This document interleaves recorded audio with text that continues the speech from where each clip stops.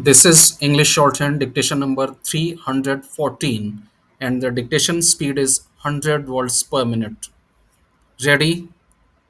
Start.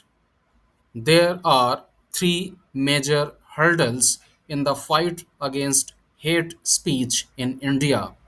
The first and often the most important hurdle is administrative vacillation. The second and associated problem is the absence of political will in checking hate speech by leaders. It is because faith and community based polarization often bring electoral dividends. The third problem is legal because there is no concrete definition of hate speech.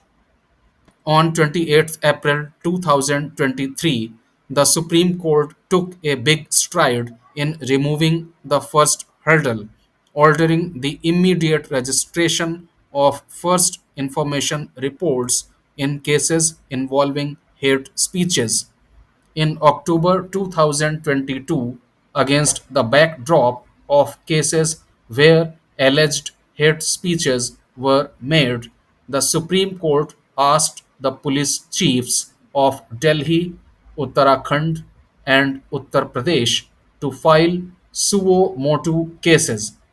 This week, the Supreme Court extended the decision across India and reiterated that any violation of its directive will be treated as contempt of court. The court's directive is welcome. The only deterrent for elements who attempt to drive a wedge between communities is rigorous and persistent police action. Unfortunately, as seen in recent cases, police and local administrations are slow in booking bad actors, especially if they are politically connected. The reasons for this are obvious, as is the fact that infirmities in the legal proceedings often render them inconsequential. The Supreme Court's insistence that the administration must not wait for complaints to file cases holds the potential to change this depressing status quo, but may require steady monitoring. But for sustained change to take place, attention needs to be paid to the other hurdles, political and legal. Unfortunately, polarized political equations and a near breakdown of communication between not just the government and the opposition, but also the center and some prominent states means the kind of compact needed to build a political consensus against hate speech eludes India today. Moreover, no political party appears willing to rein in leaders from making sectarian remarks or make it clear that disparaging comments will not get them a platform. Indeed, the reverse is often true. Finally, while India has a bouquet of laws, some with vague provisions prone to misuse, what it needs are clear guidelines.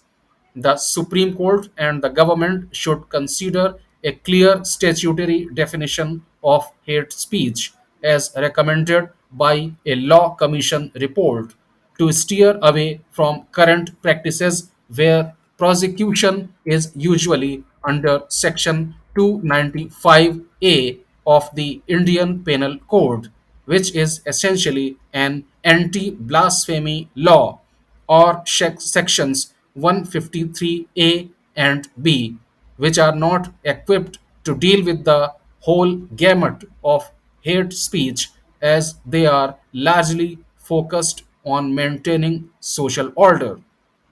It is precisely because of these reasons that the Supreme Court's October directions saw no great outpouring of cases against bad actors or a flurry of prosecutions against them.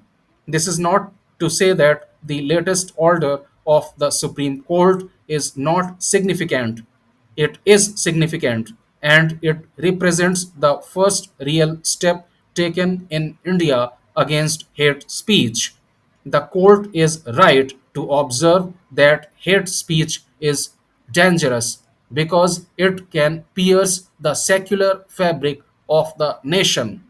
But to nurture democracy, the nation will have to move towards political and legal solutions to the problem, in addition to administrative fixes. The Supreme Court has rightly and resolutely observed that judges have no business granting interviews on pending matters. A bench led by the Chief Justice of India has taken a serious note of an interview given by a judge to a news channel about the West Bengal teachers' recruitment scam. In the interview, the Calcutta High Court judge reportedly made remarks about the Trinamool Congress government and one of its party leaders, who is on the radar of central probe agencies that are investigating the scam, reacting sharply to the West Bengal government's accusation that some persons in the judicial system were working in the league with the BJP. The judge had allegedly threatened that if such comments were made against him, he would show how tough the judiciary can be. The apex court has drawn a line that should not be crossed by any judge. This is a reaffirmation of the restatement of values of judicial life as adopted by a full court meeting of the Supreme Court in May 1997. This veritable code of ethics states that a judge is expected to let his judgments speak for themselves and he shall not give interviews to the media.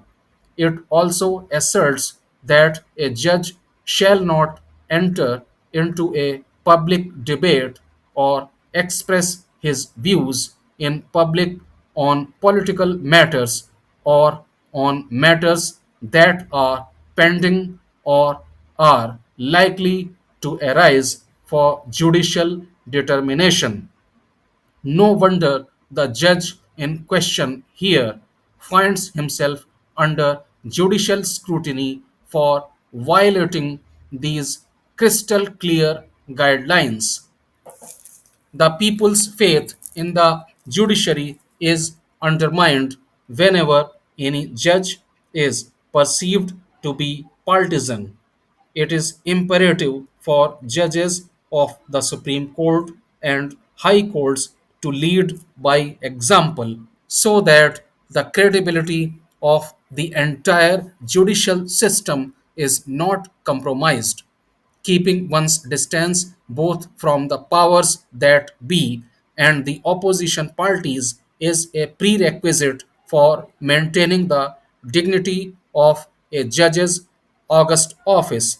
The recent farewell party hosted by the Kerala Chief Minister for the outgoing High Court Chief Justice has unnecessarily triggered a controversy over the impartiality of the judiciary as envisaged in the Constitution. It is hoped that the Supreme Court's tough stand will deter judges from lowering the bar.